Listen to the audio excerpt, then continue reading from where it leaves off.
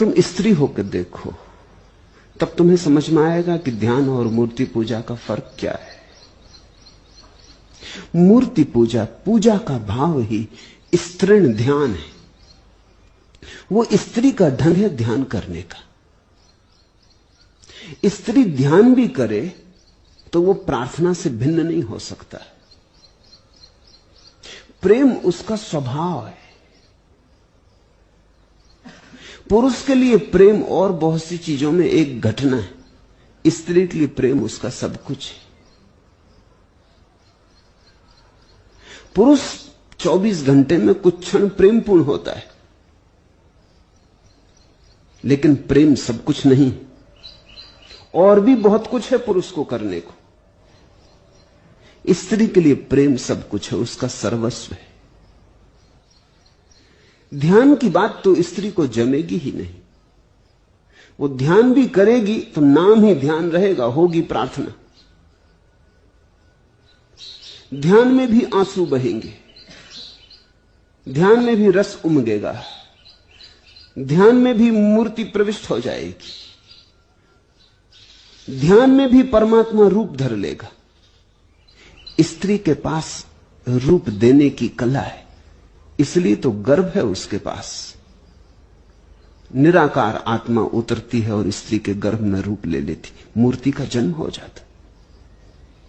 पुरुष के पास वैसी क्षमता नहीं।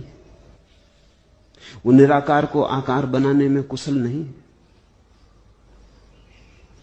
वो निराकार को आकार देने में समर्थ नहीं। स्त्री की बड़ी सामर्थ्य है। उसके पास कुछ है जिससे निराकार आकार बन जाता है। सामान्य जीवन में भी आत्मा प्रविष्ट होती है और देह धर के बाहर आती है। जब प्रविष्ट होती है आत्मा स्त्री के गर्भ में, तब अरूप होती, निराकार होती। स्त्री उसे रूप देती, आकार देती, रेखाएं देती, देह देती। तो स्त्री के अस्तित्व में ही देह देने का ढंग छिपा हुआ है। अगर वो ध्यान भी करेगी तो उसके गर्भ में भगवान रूप ले लेंगे। वो उसके देखने का ढंग है। पुरुष को समझ में नहीं आता कि क्या पत्थर की मूर्ति के सामने बैठ के पूजा कर रही। पत्थर की मूर्ति तुम्हें है।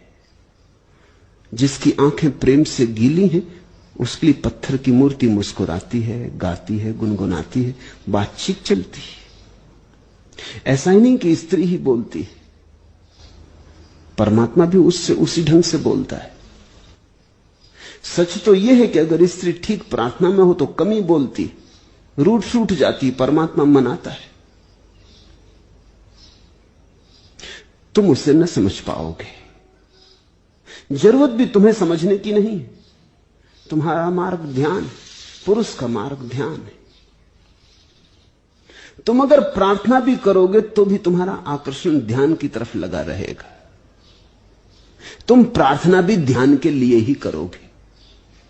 तुम चाहोगे कि किसी तरह विचार से छुटकारा हो जाए,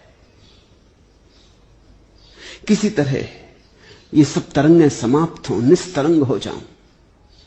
स्त्री कहती कैसे ये सब तरंगें रसपूर्ण हो जाएं। निस्तरंग होने की कोई आकांक्षा नहीं। तुम्हारी आकांक्षाएं अलग है, होनी ही चाहिए।